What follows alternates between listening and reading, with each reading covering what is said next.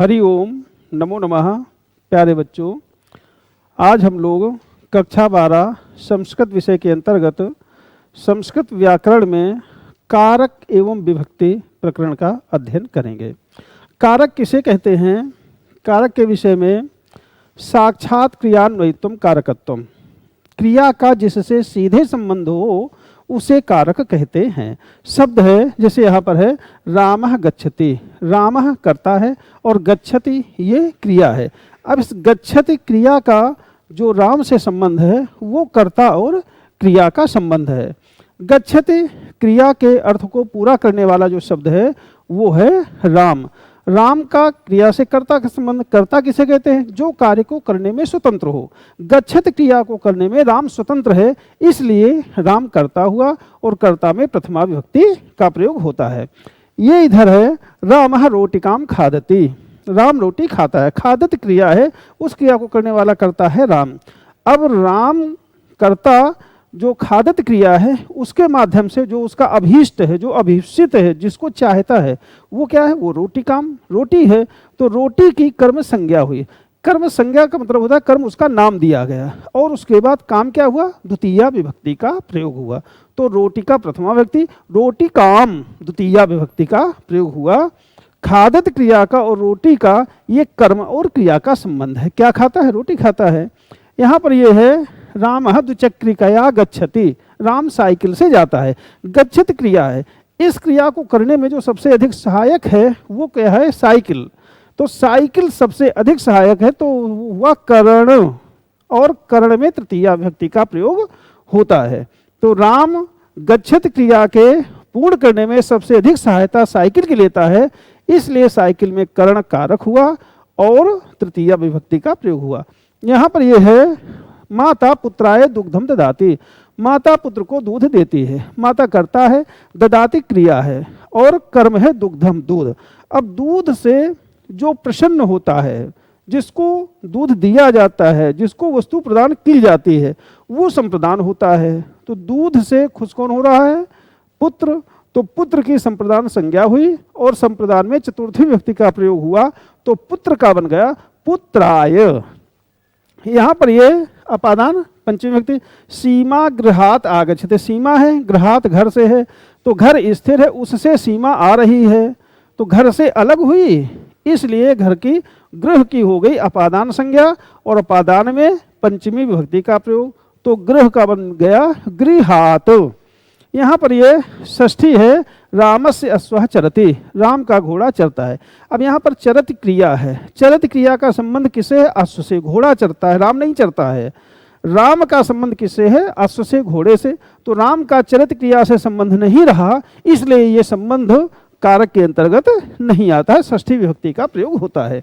यहाँ पर है श्री रामः सिंहासने उपविशति, श्री राम सिंहासन पर बैठते हैं। उपविशति बैठते हैं, ये क्रिया है। इस क्रिया का आधार क्या है? सिंहासन, और सिंहासन की अधिकरण संज्ञा हुई। आधार की अधिकरण संज्ञा होती है तो सिंहासन की हो गई अधिकरण संज्ञा, और अधिकरण में सप्तमी विभक्ति का प्रयोग होता है।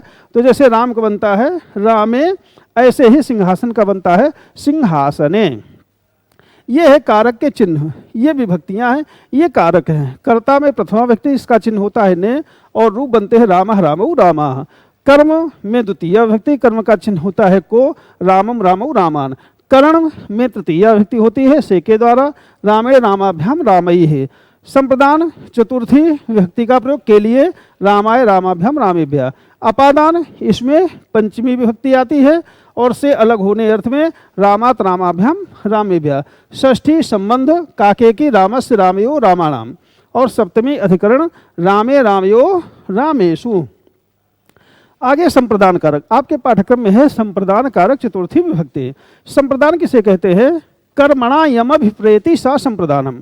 कर्मणा, कर्ता कर्म के द्वारा, कर्म के माध्यम से, यम जिस व्यक्ति को, अभिप्रेति खुश करता है, प्रसन्न करता है, उसकी संप्रदान संज्ञा होती है।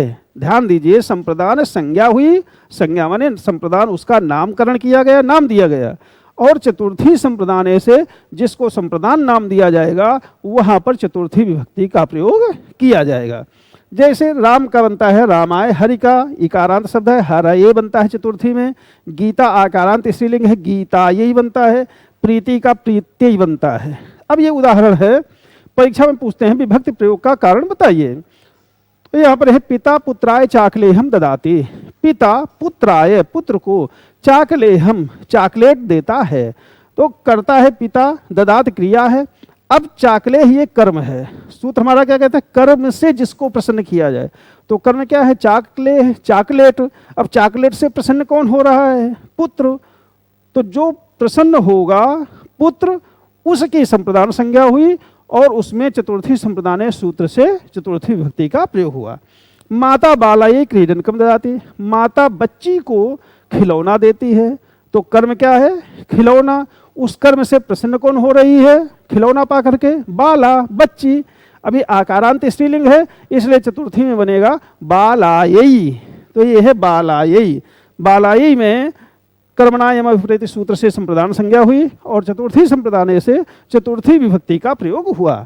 ये हम भ्राता भगिनी वस्त्र ददाति, रक्षाबंधन होता है, भैया दूज होती है, भाई बहन को वस्त्र देता है। तो वस्त्र से कौन प्रसन्न हो रहा है, भगिनी। अब ये इकारांत स्त्रीलिंग शब्द है, इसका चतुर्थी में बनेगा भगिनी। भ्राता भाई, भगिनी बहन के लिए वस्त्रम ददाति, वस्त्र से प्रसन्न हो रही है भगिनी बहन। तो इसकी कर्मणायम विपरीत सूत्र से संप्रदान संज्ञा हुई भगिनी की और चतुर्थी संप्रदान से चतुर्थी विभक्ति का प्रयोग हुआ। वरह वध्वै अंगुलीकम ददाति, आजकल रिंग सेरेमनी चलता है, प्रोग्राम कार्यक्रम, वहां पर वर क्या करता है, वधु बहू को अंगुलीयकम अंगूठी देता है। तो अंगूठी से खुश कौन होता है, वधु जिसको मिलती है। तो वधु का उकारांत स्त्रीलिंग शब्द है, इसका बनता वध्वै। तो वरह वर वध्वै बहू के लिए अंगुलीयकम ददाति अंगूठी देता है। अंगूठी से कर्म से वधु प्रसन्न हो रही है। तो वधु की कर्मणायम विपरीत सूत्र से संप्रदान संज्ञा हुई और चतुर्थी संप्रदान से यहाँ पर चतुर्थी विभक्ति का प्रयोग हुआ। आगे है रुच्यर्था नाम प्रियमाणा। रुच माने अच्छा लगना, अच्छा लगना अर्थ में रोचते। और इसी के समानार्थक जो दूसरी क्रियाएं भी हैं, रुच को छोड़ करके जो दूसरी क्रियाएं हों उनमें भी प्रियमाणः, ध्यान ये देना है, प्रियमाणः जो प्रसन्न होता है, जिसको वस्तु अच्छी लगती है, उस व्यक्ति में चतुर्थी विभक्ति का प्रयोग होगा। जैसे है मोहनाय नवनीतम रोचते, मोहन को मक्खन अच्छा लगता है, नवनीत माने मक्खन। तो अब रोचते अच्छा लगता है, ये रोचते क्रिया है। अब इस क्रिया के साथ में जिसको अच्छा लगे, किसको अच्छा लगता है, मोहन को। तो मोहनाय में रुच्यर्था नाम प्रियमाणः सूत्र से चतुर्थी विभक्ति का प्रयोग हुआ।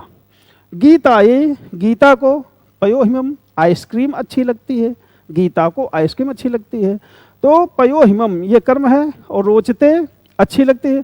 तो रोचते अच्छे लगने की क्रिया के योग में गीता जिसको अच्छा लगता है उस गीता की में चतुर्थी विभक्ति का प्रयोग हुआ। शालिनी दीर्घ सूत्री रोचते, शालिनी को दीर्घ सूत्री सेवई चाउमीन अच्छी लगती है।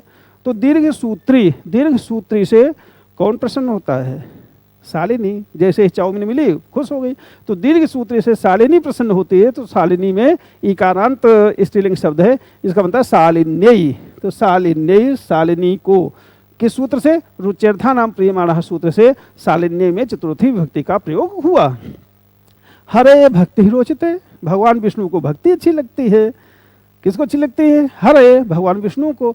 तो रुच्यर्था नाम प्रियमाणः सूत्र से हरे रोचते क्रिया के साथ में हरे में चतुर्थी विभक्ति का प्रयोग हुआ है।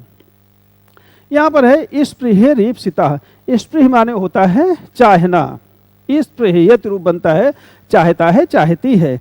अब इसमें ध्यान दीजिए, ईप्सिता चाहने की जो क्रिया है, स्पृहयत क्रिया है, उसमें जो अभीप्सित वस्तु है, जो वस्तु चाही जाती है, जिस वस्तु की चाह करते हैं, उस वस्तु में चतुर्थी विभक्ति का प्रयोग होता है। किस सूत्र से, स्पृहे रीप्सितः। यह है यहाँ पर रामः पुष्पेभ्यः स्पृहयति, राम फूलों की चाह करता है। तो वस्तु क्या है जिसकी चाह करता है, पुष्प है। तो पुष्प में चतुर्थी विभक्ति का प्रयोग हुआ, बन गया पुष्पेभ्यः। सूत्र कौन है, स्पृहे रीप्सितः। सीताफलेभ्यः, सीता फल की चाह करती है। तो स्पृह रीप्सिता सूत्र से स्पृहयत क्रिया के साथ में जो वस्तु है चाहने वाली वो है फल, तो फल में चतुर्थी विभक्ति का प्रयोग हुआ। मालती सज्जनेभ्यः स्पृहयते, मालती जो है वो सज्जनेभ्यः सज्जन लोगों की चाह करती है, तो यहाँ पर स्पृहयत क्रिया में सज्जन में चतुर्थी विभक्ति का प्रयोग हुआ स्पृह रीप्सिता सूत्र से। युवक, युवक धनेभ्यः स्पृहयते, धनों की चाह करता है, बहुत सा धन मिल जाए, तो स्पृहयति चाहता है, किनको चाहता है, धनों को चाहता है, बहुत सा धन मिले, तो धनेभ्यः जो ईप्सित है युवक का, जिसको चाहता है वो वस्तु क्या है, धन है, तो धन में चतुर्थी विभक्ति का प्रयोग हुआ किस सूत्र से, स्पृह रीप्सिता। अब परीक्षा में पूछने का जो ढंग है वहाँ पर अंडरलाइन कर देते, जैसे मोहनाय को अंडरलाइन कर दिया, मोहन में विभक्ति प्रयोग का कारण बताइए, यहाँ पर कर दिया पुष्पेभ्यः, पुष्प में अंडरलाइन कर दिया, कहा पुष्पेभ्यः में विभक्ति प्रयोग का कारण स्पष्ट कीजिए। तो आपको लिखना है रामः, राम करता, स्पृहयत ये क्रिया है, और स्पृहयत क्रिया के माध्यम से जो उसका ईप्सित है, जिसको चाहता है वो है पुष्प, तो स्पृह रीप्सिता सूत्र से पुष्पेभ्यः में चतुर्थी विभक्ति का प्रयोग हुआ है। कभी सूत्र के विषय में पूछ देते हैं, स्पृह रीप्सिता को उदाहरण स्पष्ट कीजिए, तो आपको लिखना है स्पृह चाहने अर्थ के जो धातु है, चाहने धातु के प्रयोग में जिस वस्तु की चाह की जाती है उसमें चतुर्थी विभक्ति का प्रयोग होता है। इस सूत्र का उदाहरण से स्पष्टीकरण, रामः पुष्पेभ्यः स्पृहयते, राम फूलों को चाहता है, तो स्पृहयत क्रिया के साथ में जो वस्तु है वो पुष्प है, तो पुष्प में चतुर्थी विभक्ति का प्रयोग हुआ। आगे ये है क्रुद्ध द्रुहेर्षा सूयार्था नाम यम प्रति क्रोपः। क्रुद्ध माने क्रोध करना, द्रुह माने द्रोह करना, ईर्ष्या करना, और असूया माने जलना, किसी की चुगली करना, बुराई करना, गुणों में दोष निकालना। इनके अर्थ की अगर दूसरे भी धातुएं हैं तो उनमें यम प्रति, कहाँ पर होगी चतुर्थी, यम प्रति, जिसके प्रति ये किया जाए, जिसके प्रति क्रोध किया जाए, जिसके प्रति द्रोह किया जाए, जिसके प्रति ईर्ष्या की जाए, जिसके प्रति बुराई निकाली जाए, जिसके विषय में जिससे जला जाए, वहाँ पर चतुर्थी विभक्ति का प्रयोग होता है। जैसे है रामः रावणाय क्रुध्यते, राम रावण पर क्रोध करते हैं, तो क्रुध्यते क्रोध करना क्रिया है। अब यम प्रति किसके प्रति क्रोध किया जाता है, रावण के प्रति, तो रावण में चतुर्थी विभक्ति का प्रयोग होगा। सूत्र क्या है, क्रुद्ध द्रुहेर्षा सूयार्था नाम यम प्रति कोपः सूत्र से। यह है गुरु शिष्याय कुप्यते। अब क्रुद्ध धातु के अर्थ में कुप्यति माने भी होता है, क्या, क्रोध करना, तो गुरु शिष्य पर क्रोध करता है, कुप्यति क्रोध करता है, किसके प्रति करता है, शिष्य के प्रति, तो जिसके प्रति किया जाए उसमें चतुर्थी होगी, शिष्य के प्रति क्रोध किया जाता है, इसलिए शिष्याय में चतुर्थी विभक्ति का प्रयोग हुआ क्रुद्ध द्रुहेर्षा सूत्र से। यह है दुष्टः सज्जनाय द्रुह्यते। अब यहाँ पर द्रुह्यत द्रोह करता है, सज्जनाय सज्जन के प्रति, जिसके प्रति किया जाए, सज्जन के प्रति द्रोह किया जाता है, इसलिए सज्जनाय में चतुर्थी विभक्ति का प्रयोग हुआ।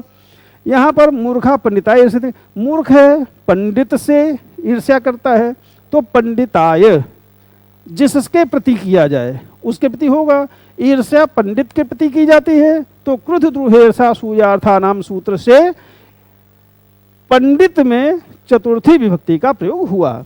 सूपनखा सीताय असूयते, सूपनखा सीता से असूयते जलती है, गुणों में दोष निकालती है, बुराई करती है सीता की, तो असूयत जिसके प्रति, असूया किसके प्रति की जा रही, सीता के प्रति, तो सीता का आकारांत स्त्रीलिंग का बनेगा सीतायै, सीता के प्रति चतुर्थी व्यक्ति का प्रयोग हुआ। सूत्र यह है राक्षसा हरे असूयते, राक्षस हरे भगवान विष्णु से ईर्ष्या करते हैं, जलते हैं, असूया निंदा करते हैं, तो असूयति यहाँ पर हरे हरि भगवान के प्रति करते हैं, जलते हैं, तो इसलिए हरे में क्रुद्ध द्रुहेर्षा सूयार्था नाम इस सूत्र से चतुर्थी विभक्ति का प्रयोग हुआ।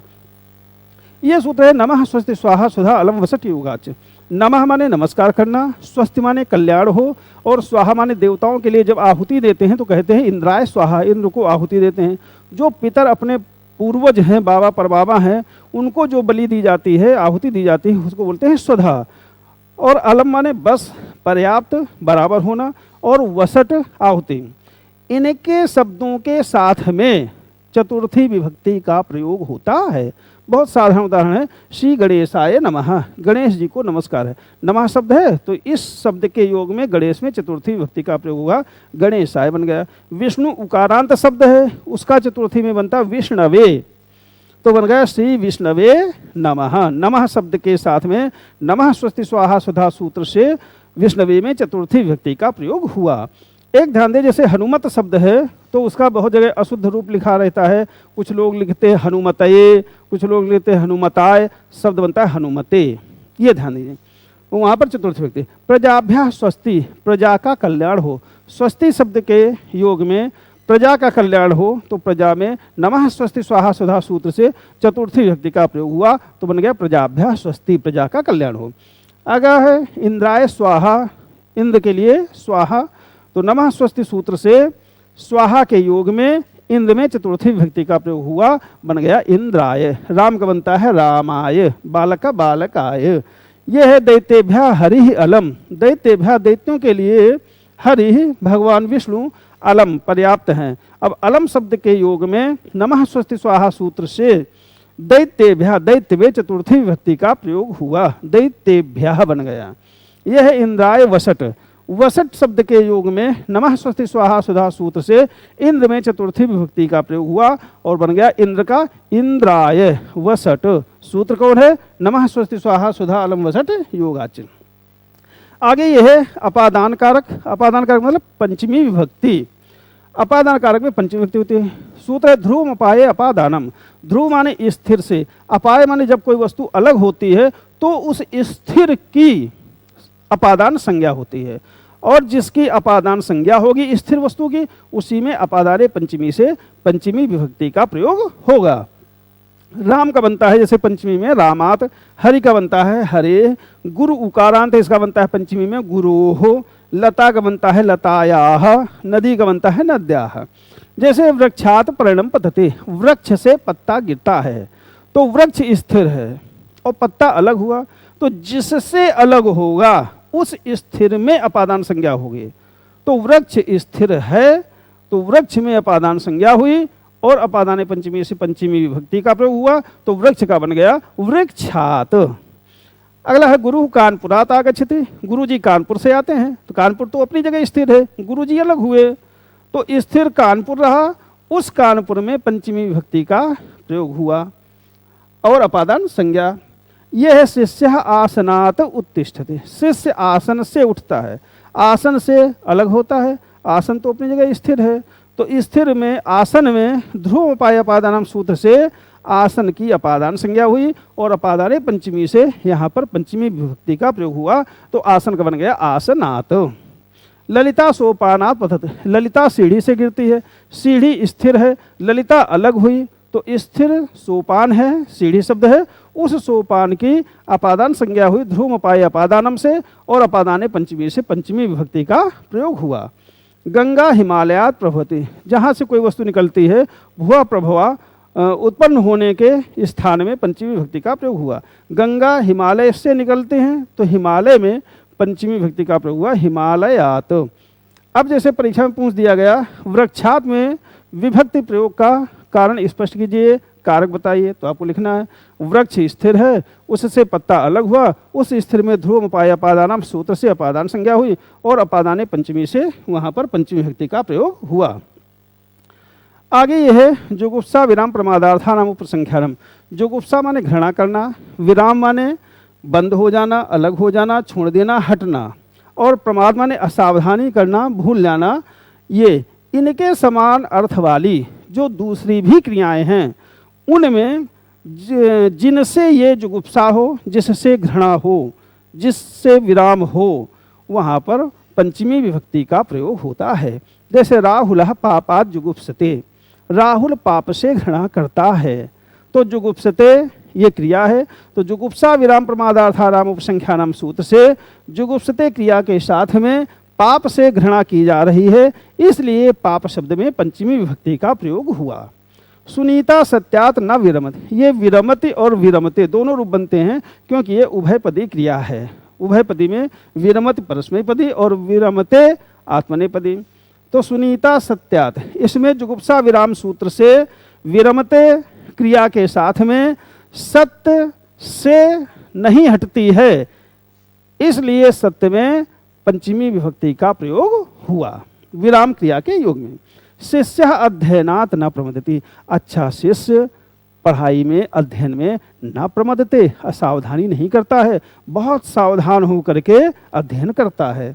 तो शिष्य अध्ययनात्, अध्ययन से। अब यहाँ पर प्रमदति क्रिया है, प्रमदित क्रिया के कारण जुगुप्सा विराम प्रबादार्थानाम उपसंख्यानम, इस वार्तिक से अध्ययनात् में पंचमी विभक्ति का प्रयोग हुआ। विद्यार्थी शयनात् विरमति, अच्छा विद्यार्थी ज्यादा सोता नहीं है, तो शयनात् विरमति, सोने से विरमति, हट जाता है, ज्यादा नहीं सोता है। इसमें जुगुप्सा विराम प्रबादार्थानाम उपसंख्यानम, इस वार्तिक से शयन में शयनात्, ये पंचमी विभक्ति का प्रयोग हुआ। विरमति, आगे ये है आख्यातोपयोगे।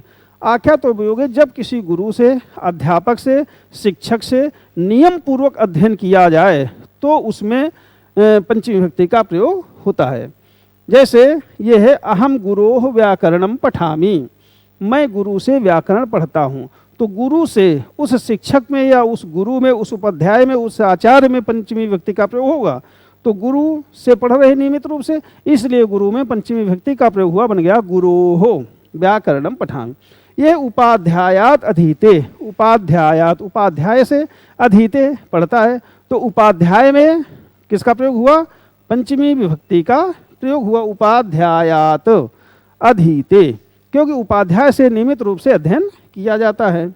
यहाँ पर है संध्या माधवात संगीतम शिक्षते, संध्या माधव से, अब ये माधव गुरु जी हैं जिनसे वो पढ़ रही है, तो माधव का पंचमी बन गया माधवात, माधव से शिक्षते पढ़ती है। आगे ये है भीत्रार्था नाम भय हेतु, भी माने डरना और त्रा माने रक्षा करना, इनमें जो भय का कारण होगा उसमें पंचमी विभक्ति का प्रयोग होता है। जैसे चौरह आरक्षकात् विहेते, चौरह माने चोर, आरक्षकात् सिपाही से डरता है, तो चोर के डरने का कारण क्या है? आरक्षक, सिपाही, तो सिपाही में पंचमी विभक्ति का प्रयोग हुआ भीत्रार्था नाम भय हेतु। मूषकः विडालात्, मूषक माने चूहा, विडालात् बिल्ली से डरता है, तो चूहे के भय का कारण क्या है? विडाल, बिल्ली, तो बिल्ली में विडालात् में पंचमी विभक्ति का प्रयोग हुआ भीत्रार्था नाम भय हेतु सूत्र से। यह है छत्रम वर्षणात् रक्षते, छत्रम माने छाता, वर्षणात् वर्षा से, रक्षते रक्षा करता है, तो वर्षण में पंचमी विभक्ति का प्रयोग हुआ भीत्रार्था नाम भय हेतु सूत्र से। वीरः नारीम दुष्टात् रक्षते, वीरः वीर व्यक्ति, नारीम स्त्री की, दुष्टात् रक्षते दुष्ट व्यक्ति से रक्षा करता है। तो यहाँ पर रक्षित जो क्रिया है उसमें दुष्टात्, दुष्ट से रक्षा करने का कारण क्या? दुष्ट से बचाता है, तो दुष्ट में पंचमी विभक्ति का प्रयोग हुआ भीत्रार्था नाम भय हेतु से। आरक्षकः चोरात्, आरक्षकः सिपाही, चोरात् चोर से, त्रायते रक्षा करता है, तो यहाँ पर चोर में पंचमी विभक्ति का प्रयोग हुआ भीत्रार्था नाम भय हेतु सूत्र से। अब विभेद के अलग टाइप के रूप बनते हैं, तो उनके रूप हमने यहाँ स्पष्ट कर दिए हैं। विभेद विभिता, इसमें दो रूप बनते हैं, विभिता विभीता, विभिथा विभिथा, विभिवा विभिवा। यहाँ पर विभेद विभित विभित, विभीमा और विभीमहा, इनका प्रयोग करेंगे। आगे है षष्ठी विभक्ति, षष्ठी से शेष जो बच गए संबंध कारक, जहाँ पर सेवक स्वामी का भाव हो, जन जनक का भाव हो, कार्य कारण का भाव हो, वो संबंध स्पष्ट करने के लिए षष्ठी विभक्ति का प्रयोग करते हैं। राम का रामस्य, राजन का राज्ञा, हरि का हरे, लता का लताय, विष्णु का विष्णु, नदी का नद्या बनता है। जैसे राज्ञा पुरुषः, राज्ञा माने राजा का, पुरुष आदमी, अब राज्ञा राजा का और आदमी का संबंध है, तो इसलिए राज्ञा षष्ठी विभक्ति हो गई। मम आवास गृहम सुंदरम, मेरा घर, तो घर से मेरा संबंध है, इसलिए मम में षष्ठी विभक्ति हो गई। गंगायाः जलम, गंगा जी का जल पवित्र है, गंगा जी का और जल का संबंध है, इसलिए गंगा में षष्ठी विभक्ति का प्रयोग हो गया, बन गया गंगायाः। ये इक्तस् च वर्तमाने, वर्तमान काल में इक्ता प्रत्यय का प्रयोग होता है भूतकाल में, लेकिन जब उस इक्ता प्रत्यय का प्रयोग वर्तमान काल के अर्थ में किया जाए तो वहाँ पर षष्ठी विभक्ति का प्रयोग होता है। जैसे ये है राज्ञाम पूजितः विद्वान, वो विद्वान जो राज्ञाम पूजितः, राजा जिसकी पूजा करता है, ऐसा विद्वान। तो पूजितः, पूज धातु है, एकता प्रत्यय हुआ, बन गया पूजितः, लेकिन इसका प्रयोग हमने किया कि राज्ञाम पूजितः, राजा पूजा करता है, राजा पूजा करता था, ये अर्थ नहीं है। पूजितः तो पूजिता का वर्तमान काल में अर्थ है, इसलिए राज्ञाम में एक वर्तमाने सूत्र से षष्ठी विभक्ति का प्रयोग हुआ। सर्वेषाम आदितः गुरु, सर्वेषाम सभी का, आदितः माने आदरणीय गुरु है। तो यहाँ पर आदितः ये एकता प्रत्यांत शब्द है और सर्वेषाम में षष्ठी विभक्ति का प्रयोग हुआ। कैसे हुआ? एकता से वर्तमाने, षष्ठी हेतु प्रयोग है। षष्ठी का प्रयोग होता है हेतु शब्द में, और हेतु शब्द के साथ में जो वस्तु होगी उस वस्तु में भी षष्ठी विभक्ति का प्रयोग होगा, दोनों में होगा, हेतु शब्द में भी और उस वस्तु में जिसका हेतु से संबंध है।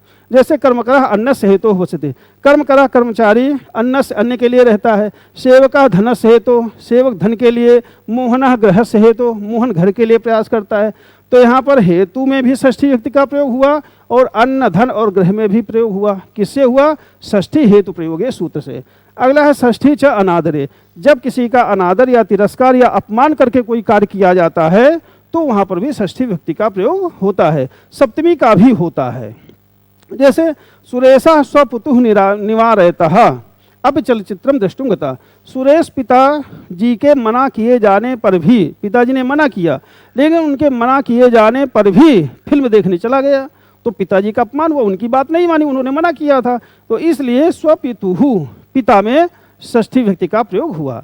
नीचे है रुदतः शिशोः, शिशु बच्चा रो रहा था, अब बच्चे का सम्मान था कि बच्चा रो रहा था, माँ उसको ले लेती, माँ ने उसको छोड़ दिया, छोड़ करके चली गई, तो रुदतः शिशोः रोते हुए शिशु को, इसमें सप्तमी में बनेगा रुदति शिशो, ये षष्ठी है ये सप्तमी है। इन छोड़ करके माता बहि अगच्छत, माता बाहर चली गई। इन दोनों उदाहरणों में षष्ठी चानादरे सूत्र से षष्ठी विभक्ति का प्रयोग हुआ। आगे आधार को अधिकरण कहते हैं, जैसे और अधिकरण में सप्तमी विभक्ति का प्रयोग होता है। यह है बालकः विद्यालये पठति, बालक विद्यालय में पढ़ता है। पढ़ने का आधार क्या है? विद्यालय, विद्यालय में पढ़ता है, तो विद्यालय में अधिकरण संज्ञा हुई आधारोधिकरणम से और सप्तमी अधिकरण से सप्तमी विभक्ति का प्रयोग हुआ। गंगायाम निर्मलम जलम, गंगा में निर्मल जल है, तो यहाँ पर निर्मल जल का आधार क्या है? गंगा, तो गंगा में अधिकरण संज्ञा हुई और सप्तमी अधिकरण से सप्तमी विभक्ति का प्रयोग हुआ। यह है वनेषु सिंहाः वसन्ते, वनेषु वन में सिंहाः शेर रहते हैं। शेरों के रहने का जो आधार है वो क्या है? वन, तो वन में आधारोधिकरणम से आधार अधिकरण संज्ञा हुई और सप्तमी अधिकरण से सप्तमी विभक्ति का प्रयोग हुआ। यह है साधु साधु प्रयोग है, साधु और साधु के शब्दों के साथ में प्रयोग होता है सप्तमी विभक्ति का। कृष्णः मातरि साधु, कृष्ण भगवान माता के प्रति साधु हैं, तो मातरि में सप्तमी विभक्ति का प्रयोग हुआ। कृष्णः मातुले साधु, मातुले कृष्ण भगवान जो हैं मामा के प्रति असाधु हैं, तो मातुले में सप्तमी विभक्ति का प्रयोग हुआ। यह है यतस्य निर्धारणम, जब कोई एक समुदाय हो, उस समुदाय में समूह में किसी एक की विशेषता बता करके अलग किया जाए तो उस समुदाय में षष्ठी या सप्तमी का प्रयोग होता है। जैसे यह है गवाम गोसु कृष्णा, गायों का एक समुदाय है गवाम, उनमें से जो कृष्णा काली गाय है बहुछीरा, वो बहुत दूध देती है, तो गवाम गोसु उन गायों में, इसमें समुदाय में षष्ठी विभक्ति का प्रयोग कर सकते हैं, गवाम का या गोसु का। कविसु कवि नाम, कविसु कवियों में कालिदास श्रेष्ठ हैं, पर्वतेषु पर्वतों में हिमालय श्रेष्ठ है। इन सब में कवि में और पर्वतों में ये समुदाय है, इसमें षष्ठी या सप्तमी विभक्ति का प्रयोग करते हैं। दिनेश शास्त्र में कुशल है और सुरेश शास्त्र में निपुण है, कुशल निपुण शब्द के साथ में सप्तमी विभक्ति का प्रयोग होता है।